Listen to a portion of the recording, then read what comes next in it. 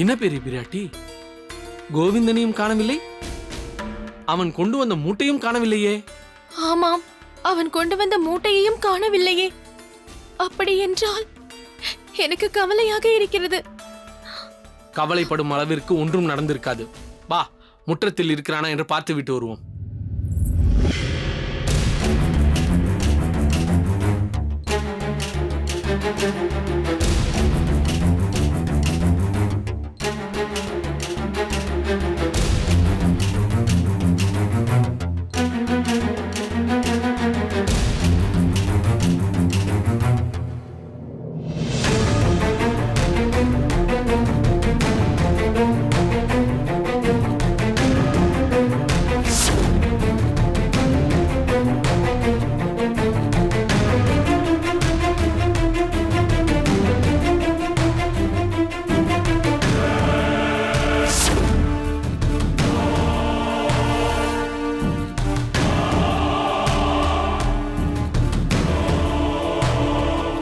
என்ன சுவாமி, என்ன ஓலை அது? என்ன சுவாமி, ஏன் அமைதியாக விட்டீர்கள்? அவன் முடிவெடுத்து விட்டான், தீர்மானமும் செய்து விட்டான். என்ன முடிவு, என்ன தீர்மானம்? நேற்று இரவு நான் அவனிடம் சொன்னேன் அல்லவா, இங்கே இருப்பதென்றால் பழைய கோவிந்தனாக என் மகன் கோவிந்தனாக இருக்க வேண்டும் என்று, இல்லை என்றால் இந்த அகத்தில் உனக்கு இடமில்லை என்று. ஆமாம், அதனால்தான் நான் பழைய கோவிந்தனாக இருக்க மாட்டேன், உள்ளங்கை கொணர்ந்த நாயனாராகத்தான் இருப்பேன் என்று உன் மகன் தீர்மானித்து விட்டான். இரவோடு இரவாக இங்கிருந்து சென்று விட்டான், நம்மை உதறி தள்ளி விட்டான். சுவாமி, என்ன சொல்கிறீர்கள்? அப்படி என்றால் அவன் எங்கே சென்று விட்டான்? ஒருவேளை தான் கொண்டு வந்த லிங்கத்தை பிரதிஷ்டை செய்த இடத்தில் இருக்கிறானா? வாருங்கள், உடனே அங்கு சென்று பார்ப்போம். வாருங்கள் சுவாமி. பெரிய பிராட்டி, பதற்றம் கொண்டு எந்த ஒரு பயனும் இல்லை. உன் பிள்ளை மதுரமங்கலத்திலேயே இல்லை. அப்படி என்றால் வேறு எங்குதான் சென்று? காளஹஸ்தி சென்று விட்டான். காளஹஸ்திக்கா? ஆமாம், இந்த ஓலையை பார்.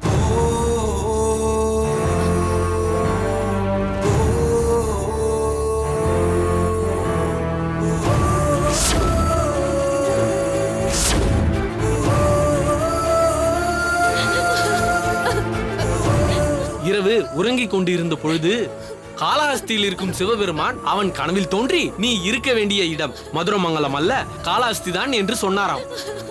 உடனே உன் மகன் நம் எல்லோரையும் மறந்துவிட்டு தூக்கி எறிந்துவிட்டு காளஹஸ்திக்கு சென்று விட்டான். எழுதியிருக்கிறான். நீ ஏன் அழுகிறாய் பெரிய பிராட்டி? அவன் முடிவெடுத்து விட்டான், நம்மை விட்டு போவதாக தெளிவாக தீர்மானித்து விட்டான். போகட்டும், போகட்டும், அவன் உள்ளங்கை கொணர்ந்த நாயனாராகவே இருக்கட்டும். அவன் போய்விட்டான், கோவிந்தன் போய்விட்டான். நான் எதற்கு அழ வேண்டும்? நான் அழமாட்டேன், நான் அழமாட்டேன், நான் அழமாட்டேன். கோவிந்தா,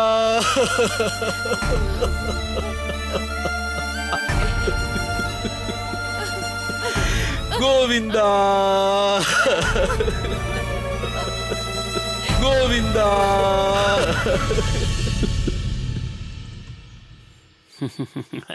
நம்பி சுவாமிகளே, போன வருடம் பெய்த மழை சற்று கூடுதலாக ஓரிரு நாட்கள் பெய்திருந்தால் அவ்வளவுதான், காஞ்சி மாநகரம் என்னவாயிருக்குமோ.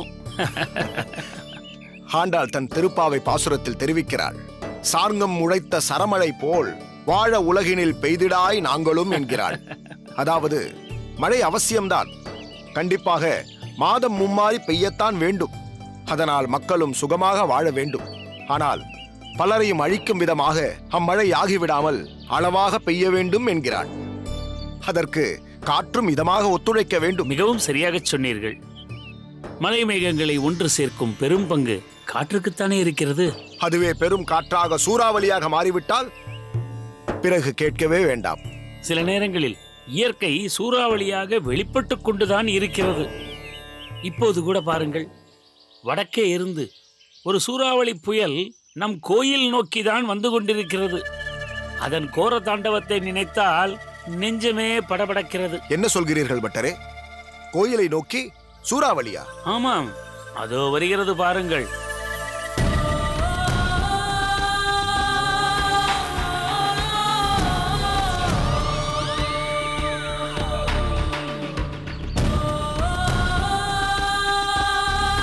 வரவேண்டும் சுவாமிகளே, வரவேண்டும். காஞ்சி பிரதேசத்திலிருந்து காசி வரை சென்று பெரும் சதஸில் அருஞ்செயல் புரிந்து திரும்பியிருக்கும் வேதாந்த வித்தகர் யாதவ பிரகாச சுவாமிகளுக்கு எங்களின் அநேக வந்தனங்கள். அடேயப்பா, வரவேற்பெல்லாம் பலமாக இருக்கிறதே திருக்கச்சி. சந்தோஷம், மிக்க சந்தோஷம். சுவாமிகள் யாத்திரை முடிந்து என்று வந்தீர்கள்? நேற்றைய தினம்தான் வந்தோம். நெடுந்தூர பயணம்தான். இருப்பினும் இங்கு வந்து சேர்ந்ததும் வரதனின் சன்னதிக்கு புறப்பட்டு வந்து விட்டேன். சதஸில் வழக்கம் போல் தங்களின் கீர்த்திதானே மேலோங்கி இருந்தது. அதில் என்ன சந்தேகம்? கண்ணை இமைக்காமலும் திறந்த வாய் மூடாமலும் இந்த யாதவ பிரகாசனின் பாண்டித்யத்தை தான் ரசித்துக் கொண்டிருந்தது அங்கே வந்த பண்டிதர்கள் கூட்டம். சாஸ்திர விற்பன்னர்களும் உபய வேதாந்திகளும் அடங்கி ஒடுங்கி போய் என்னையே அல்லவா பார்த்து கொண்டிருந்தார்கள்.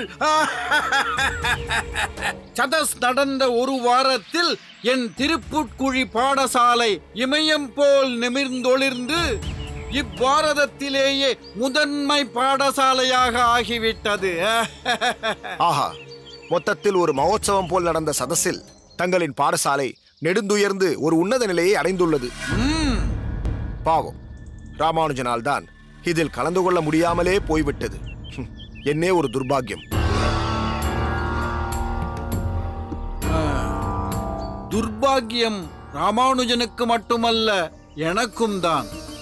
அவனை அருகில் வைத்துக் கொண்டு சதஸில் வீற்றிருக்கும் பாக்கியம் எனக்கு கிடைக்காமல் போய்விட்டது. காஞ்சியம்பதியிலிருந்து நெடுந்தூரம் தங்களுடனேயே பிரயாணித்து வந்தவன் சற்றென்று வழி தவறி போகலாமா? என்னே ஒரு விதி பாருங்கள். ஓ, நீரும் இவ்விஷயத்தை கேள்விப்பட்டீரா? என்னவென்று சொல்வேன்? இப்படி ஒரு அபாக்கியவானாக ராமானுஜன் ஆவான் என்று நானும் சரி, இதோ இவர்களும் சரி, சற்றும் எதிர்பார்க்கவில்லை. உமக்கொன்று தெரியுமா? அவன் என்னிடத்தில் இல்லை என்றவுடன் எனக்கு மயக்கமே வந்துவிட்டது. மிகவும் வேதனைப்பட்டேன், துக்கப்பட்டேன். பலரையும் நாலாபுறமும் தேடும்படி செய்தேன். ஆனால் என்ன செய்வது?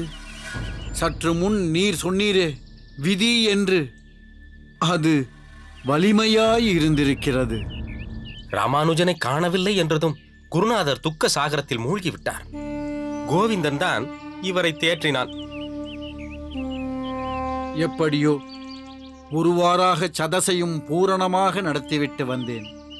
அன்றும் சரி, இப்போதும் சரி, எனக்கு ராமானுஜன் நினைவுதான். அது சரி, ராமானுஜனின் விதி பற்றி உமக்கு யார் சொன்னார்கள்? ராமானுஜனே தான் சொன்னான்.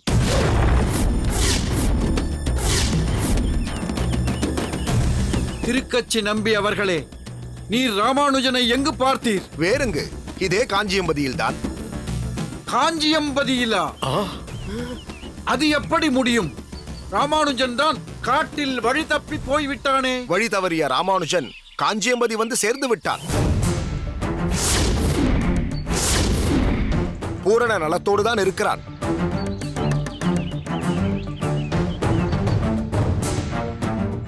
என்ன இது சுவாமிகளே, ஆழ்ந்த யோசனை? ஆஹா, என்னே என் பாக்கியம்! அது ஒன்றுமில்லை, என் ராமானுஜன் நலமாக வந்துவிட்டானா? திருக்கச்சி நம்பி அவர்களே, எங்கே எங்கே என் ராமானுஜன்? தங்களின் வாக்கை கேட்டதும் என் காதில் தேனை வார்த்தது போல் இருக்கிறது. அது சரி, இவர்கள் ஏன் தேள் கொட்டியது போல் இருக்கிறார்கள்? அதிர்ச்சி, இன்ப அதிர்ச்சி.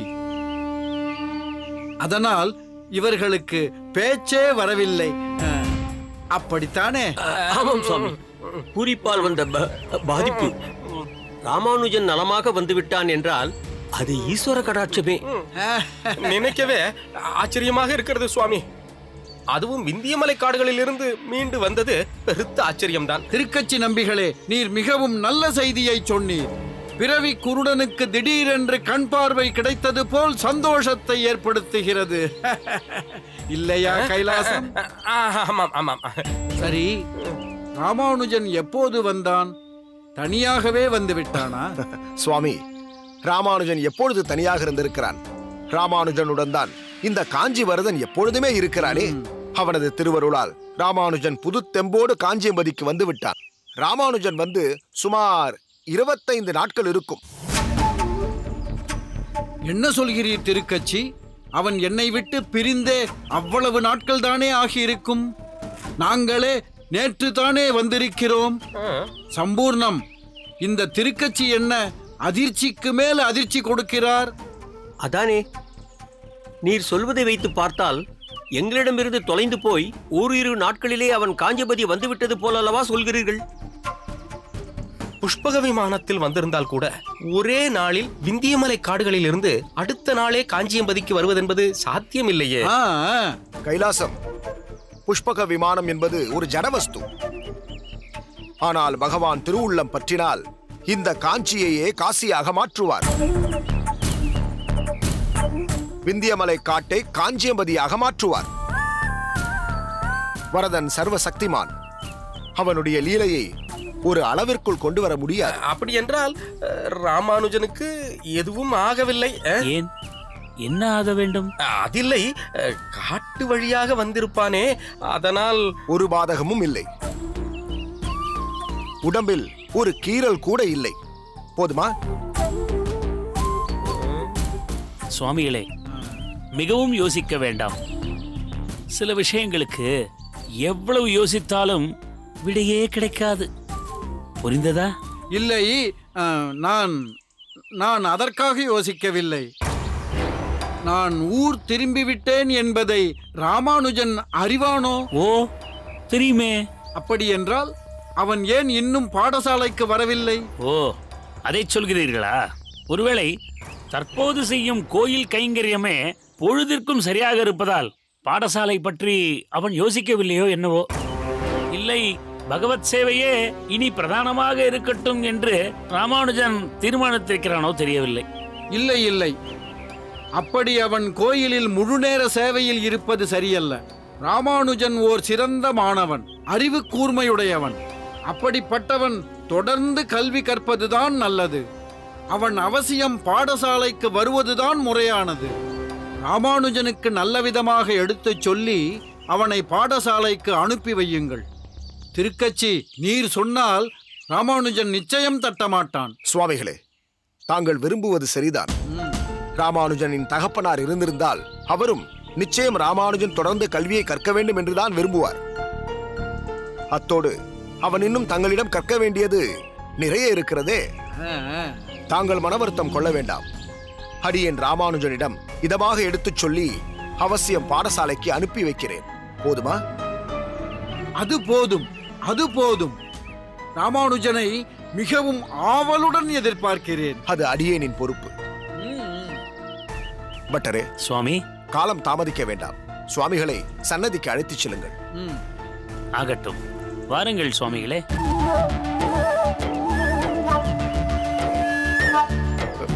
நீங்கள் இருவரும் செல்லவில்லையா? எனக்கு ஒரு சந்தேகம். என்ன சந்தேகம்? உண்மையிலேயே ராமானுஜனுக்கு ஒன்றும் ஆகவில்லையா? ஒன்றும் ஆகவில்லை, எதுவும் ஆகவும் ஆகாது. இதற்கு மேல் யோசித்தால் சம்பூர்ணம், வயதிற்கு உமக்குத்தான் ஏதாவது ஆகிவிடும். போங்கள், வரதனை தரிசித்து ராமானுஜனைப் போல் என்றும் எங்களை காத்து ரட்சிக்க வேண்டும் என்று அவனிடம் பிரார்த்தனை செய்து கொள்ளுங்கள். செல்லுங்கள். வாரும் ஐயா. செல்லுகிறோம்.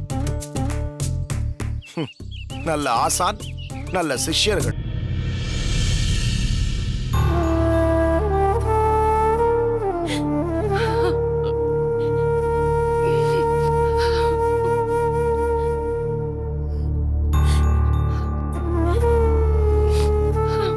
இதை என்னால் ஜீரணித்துக் கொள்ளவே முடியவில்லை. முற்றிலும் மாறிவிட்டான் என்பது ஒரு அதிர்ச்சி என்றால், யாரிடமும் எதுவும் சொல்லாமல் காளஹஸ்திக்கு சென்றிருப்பதும் அதிர்ச்சியாக இருக்கிறது. பெரிய பிராட்டி, தாங்க முடியவில்லை. என்னால் தாங்கிக் கொள்ள முடியவில்லை. புரிகிறது அக்கா. அழுது அழுது என் கண்களோ வற்றிவிட்டன. இதில் யார் யாருக்கு சமாதானம் சொல்வது என்றே தெரியவில்லை. சித்தி, கோவிந்தன் எங்கள் அகத்தில் இருக்கும் பொழுதே என் அப்பா அமைத்துக் கொடுத்த திரவிய வியாபாரத்தை கவனித்துக் கொள்கிறேன் என்று கோவிந்தன் சொன்னதும் எத்தனை பொறுப்பாக செயல்படுகிறான் என்று நான் வியந்ததுண்டு. ஆனால் இன்று இப்படி செய்வான் என்று நான் சற்றும் எதிர்பார்க்கவில்லை. தஞ்சா சொல்வது போல் சமீப காலமாக அவனிடம் ஒரு சில மாற்றங்களை கவனித்தேன். பேசும் விதத்திலும் பழகும் விதத்திலும் அது அவன் பக்குவப்படுகிறான் என்று நினைத்தேன்.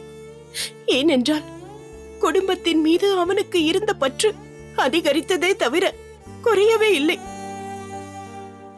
முன்பொரு சமயம் இதே போல்தான் கோவிந்தன் நெற்றியில் திருமண் இல்லாமல் வந்தான். அப்பொழுது நான் அவனை கடிந்து கொண்டேன். பிறகு மனம் மாறிவிட்டான் என்று நினைத்தேன். ஆனால் இப்பொழுது நடந்திருப்பதில் அவன் மனமும் மாறவில்லை, என் மனமும் ஆறவில்லை. ராமானுஜன் காசிக்கு போகிறான் என்ற தைரியத்தில்தான் கோவிந்தனையும் அனுப்பி வைத்தோம். எதுவாக இருந்தாலும் ராமானுஜன் பார்த்து கொள்வான் என்ற நம்பிக்கை இருந்தது. ஆனால் இது என்ன சோதனை! ராமானுஜன் பாதியிலேயே திரும்பிவிட கோவிந்தன் வேறு விதமாக வந்து நிற்கிறான். இப்பொழுது நினைத்தாலும். சரி பெரிய பிராட்டி, ஒருவர் மாற்றி ஒருவர் இப்படி அழுது கொண்டிருப்பதில் என்ன பயன்? அடுத்து என்ன செய்ய வேண்டும் என்பதைத்தான் நாம் கவனிக்க வேண்டும். என்ன ராமானுஜா, இங்கு எல்லோரும் அவரவர் வேதனையை கொட்டி தீர்த்து கொண்டிருக்கிறோம். ஆனால் நீ மட்டும் மௌனமாகவே இருக்கிறாய். அவன் சம்பிரதாயத்தை விட்டு விலகி நம் எல்லோரையும் உதறி தள்ளிவிட்டு சென்றிருக்கிறான். உனக்கு எந்த விதமான வருத்தமும் இல்லையா? சித்தப்பா, உங்கள் எல்லோரையும் விட அடியேனுக்குத்தான் வருத்தம் அதிகம். நீங்கள் எல்லோரும் அவனை பார்த்த விதம் வேறு, அடியேன் அவனை பார்த்த விதம் வேறு. நீங்களும் சித்தியும் அவனை உங்கள் பிள்ளையாக பார்க்கிறீர்கள். அம்மாவோ தன் தங்கையின் பிள்ளையாக பார்க்கிறாள். தஞ்சா மச்சனனாக பார்க்கிறாள். ஆனால் அடியேனோ அவனை என்னுடைய தம்பியாக, நண்பனாக, சிஷ்யனாக என்று பல்வேறு பரிமாணங்களில் பார்த்து பழகியிருக்கிறேன்.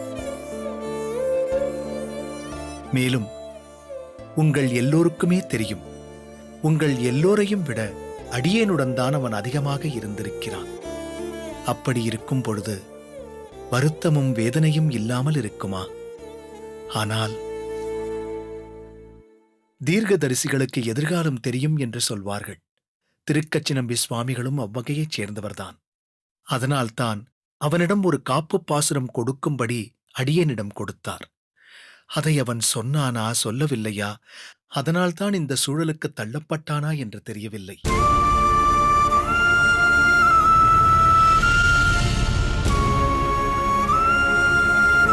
கங்கையில் மூழ்கினானாம், கையில் லிங்கம் வந்ததாம். கதை சொல்கிறான். அது கதை இல்லை, உண்மை. அந்த லிங்கத்தை இங்குள்ள கோவிலில் பிரதிஷ்டை செய்துவிட்டு தான் வந்திருக்கிறேன். உலகத்துல புல், பூண்டு, மரம், செடி, கொடி, ஊர்வன, பரப்பன எல்லாமே சேர்ந்தது தான் சமுதாயம் நான் சொல்றேன்.